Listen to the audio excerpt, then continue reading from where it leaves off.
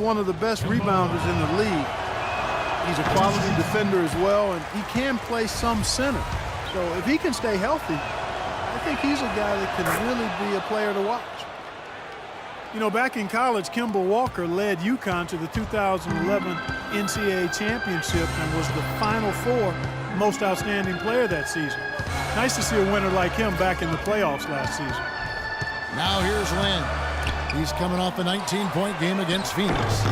Offensive rebound. The shots aren't dropping yet. They've missed 4 of their first 5 shots. Stevenson drives in. Oh, that's blocked, and he gets it back. The Hornets shooting their 3rd and 4th free throw attempts of the game. Well, they were 74% free throw shooting as a team last year, so those numbers could come up. And it's something they know that if they improve, can really have a big impact on their success.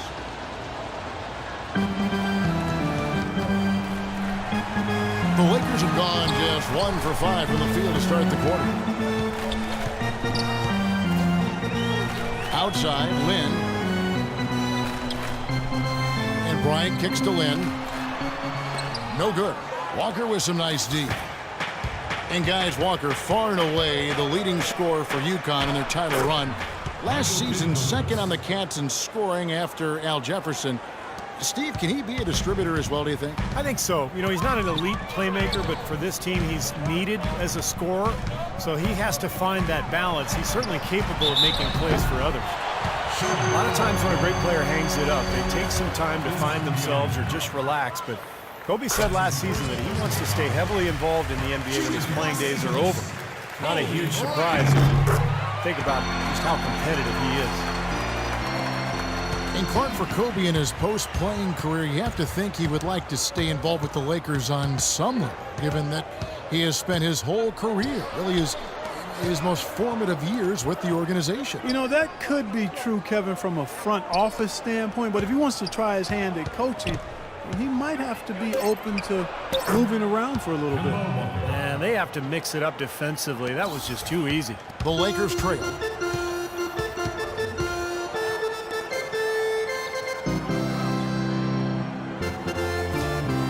Lynn sets the pick for Bryant. Jumper off the screen, and again, no good by the Lakers.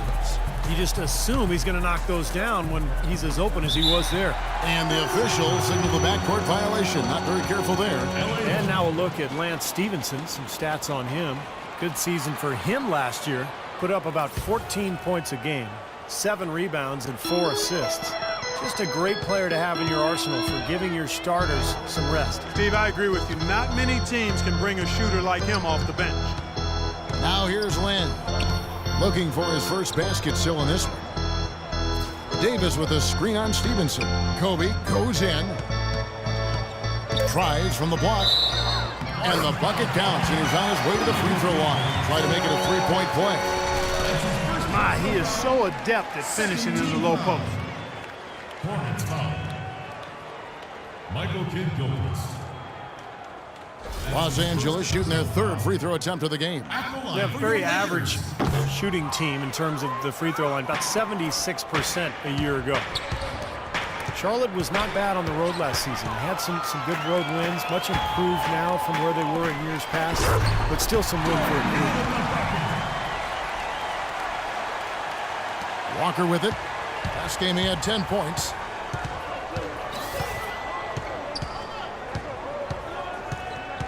Passes it to Biyombo. Kidd-Gilchrist dishes to Walker. Back to Kidd-Gilchrist. Charlotte moving the ball around. And Davis pulls it down. The defense was ready for him that time, and they had to be. He is so powerful in the lane. Shot by Johnson, no good. Tell you what, if their success on the boards in this first quarter is any indication, it's going to be a good day. And rebounds usually are a good indicator. Now here's Kidd-Gilchrist. Back to Walker. 6 on the shot clock. And the layup falls. Walker's got 5 now. How about the first quarter for him at the offensive end? He's really had the touch going. Davis setting the pick for Lynn. Johnson in the corner. The basket good off the assist from Lynn. Textbook right there. Nice pass, great catch, beautiful finish. Looking at the last game for Charlotte, it was a loss to the Atlanta Hawks. And, coming down the stretch in that game, they didn't have all the guys they would have liked on the floor because of the foul trouble they were in. And as a result, Steve, they had to back down a little bit so they wouldn't get themselves into even more foul trouble. The Hornets have split their free throws right down the middle so far. They're 2 for 2. And the second free throw, good. Kemba Walker, quick, got a great handle on the ball. He's a blur in transition. And what I like about him, he's always looking to push the tempo for easy baskets. And he's tough, not afraid of the moment. Johnson, wide open, he fires. No good with the triple. All right, let's go over to the sideline with Doris Burke. Well, Steve Clifford had a few moments to share with me. There was one point in particular that he emphasized. This is a very fast team they're up against, and he told me that their goal will be to force them to earn their points in the half-court offense, not get loose in transition, guys. And as always, Doris, thank you. Here is Lynn. Kemba Walker making his last shot. Poked loose, and that'll be the Lakers as it goes out of bounds. Lakers retain possession.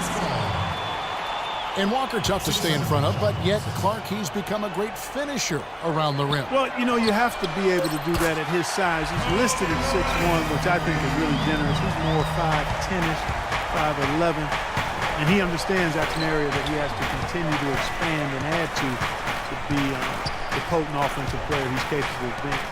And here is Kid Gilchrist following the three-pointer by Kobe Bryant. Zeller, that falls. Nice feed that time from Walker. So timeout called here, the first for Los Angeles. Last game matchup with the Suns, a tough loss there. Yeah, they really struggled to put points on the board throughout that game, guys. And in terms of their offense, nothing seemed to go right. And once they started spiraling downward, there was no getting out of it, Steve. Their scoring just went dry. Now here's Lynn. He's had some playing time, but no scoring yet from him. And it comes off the front of the rim. And the defense did a pretty good job of closing off the middle once he got inside the lane. Stevenson outside. And that is good. And the Hornets lead by 2. They're forcing the ball inside, and it's working beautifully. Yeah, the defense has been futile here. 5 of the last 6 field goals in the lane. Now here's Johnson. He's coming off a 13-point game against Phoenix. Hill, a screen on Walker. Here's Lynn. And a foul on the shot. He'll go to the stripe for 2. Kemba Walker picks one up. Jeremy Lin, really an attack guard. Quick and aggressive, always looking to penetrate and get into the paint. And Lynn has really become an explosive athlete. He's put in a lot of work during the offseason to develop his strength and acceleration. On a different level now than when he entered the league out of Harvard, for sure. And the Lakers making a change here. Boozer's checked in. And the whistle blows on the backcourt violation. He went over and back. With this break, let's show you the teams that led the league in assists last year. The 4th spot held by the Lakers. Well, I thought this team last season was a team that had some beautiful dimes. I mean, they would spread the floor with their ball movement and spacing and player movement. It was a beautiful thing to watch. Nice passes leading to baskets. And for Lynn, like a lot of slashers, Steve, turnovers have been an issue. Yeah, and that aggressiveness can work against him where, sometimes he over-penetrates. He's watching a lot of film, trying to learn that balance of when to pass and when to take it all the way to the rim. Now Walker following the three-point attempt by Kobe Bryant. Here's Kid Gilchrist. The putback, and it's Stevenson finishing it off. In terms of rebounding, it's been a sensational opening quarter. I like sensational. That's a good word for it. Lynn the pass to Johnson. Pass to Boozer. Outside Boozer. The 3 from Johnson. And he gets the bucket. Johnson's got his second basket of the night. Another lead change. How many of these are we going to have? I don't know, Steve, but the momentum of this game has certainly swung like a pendulum. Walker goes in. Outside Kid Gilchrist. Walker in the post. Defended by Lynn. Bryant against Stevenson. And Bryant kicks to Lynn. Back to Kobe. He feeds it to Boozer. And he banks in the layup. And it's a 3-point Laker lead. And what's your take, guys, on the hustle sticks for the Lakers? You know, they've done a great job of getting a hand up on shooters. Actually have gotten a lot of blocks as well, solidifying that defensive effort. Well, the other thing I like is defensively, they're causing turnovers, and that's allowing them to get into transition. Big group substitution here for the Lakers. Black's checked in for Hill. Young comes in for Wesley Johnson. Wayne Ellington's checked in for Bryant. And it's Price in for Jeremy Lin. So an almost entirely new group in now for Charlotte. Lonley's checked in for Biyombo. Williams comes in for Cody Zeller. Gerald Henderson, he's checked in for Lance Stevenson. And Brian Roberts subbed in for Kemba Walker. There's the bucket. Good. I think they need to get much more disruptive defensively. They can't just keep allowing these easy baskets. I agree. They need more energy in the post, maybe some double teaming. They've got to get their defense in gear. And 2 shots coming up at the line as he gets fouled on the shot. And a look here at how the Lakers ranked in the NBA last season. 3rd in three-point shooting, 4th in assists, and they also showed up in the top 5 in blocks. A good, solid team at the defensive end of the floor. And how about the spacing that we saw from this team last year, Clark? You mentioned the three-point shooting in the top 5 in terms of field goal percentage from long range, and I think it was a direct result of great unselfish play, and it helps when you can employ that inside-out game. You know, attack a team in the paint and then kick it out for that three-point shot. The Lakers in the lead. Here is Price, outside Boozer. Got a piece of it. Price with a screen on Henderson. Here's Young. Easy layup after coming off the pick. Ran his man straight into that screen to open the lane up for the hoop. Well, we all know the Lakers in transition. Ownership passed down to the next generation in early 2013. And for the first time in L.A., Clark, a bit of uncertainty in that leadership situation. Yep, a few cracks starting to show their partner, Laker great Magic Johnson, airing his concerns with some of the decision-making. Disharmony, not quite sure who's going to run things, some injuries as well. And just a lot didn't go the way the Lakers had hoped or wanted it to. And here are the Hornets now after the basket by the Lakers. Stevenson kicks to Roberts. Williams, a screen on Price. Shot off the screen. Cannot hit. And the Lakers going the other way now. Clark, their offense has been great here. Yeah, I love the way they've looked. Really strong together. Yeah, very aggressive, too. Keeping the defense off balance with their ball movement. I like the way they look. 1:10 left in the first quarter. Young dishes to Ellington. Pass to Boozer. 6 to shoot. And he makes good on the layup. Now it's a 7-point Laker lead. 56 seconds left in the first. Feeds to Henderson.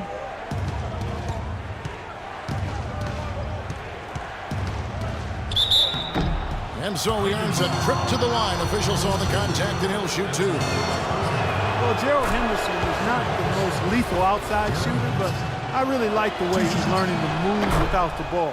He's very opportunistic with his cuts whenever his defender turns his head. And Henderson most comfortable, it seems, Steve, shooting from the corners. Yeah, like most players, you know, Kevin, that's the easier shot, 22 feet instead of 23.9. He shot a good percentage from there. Not really a long-range shooter per se, which is why. What? Hold down there, man! Tell you what, he's going to put that one in his scrapbook. Absolutely insane with that dunk. Well, now they're starting to rub it in, aren't they? Build up a lead, and here we go, folks. It's showtime. And why not? I mean, the more plays they make like that, the more they'll have these guys on the ropes. There's a 4-second difference from the shot clock to the game clock. Back to Stevenson. 6 to shoot. Stevenson right side. From outside, off the mark. Here's Black. No luck. And that concludes the first quarter of play. Lakers lead by 7.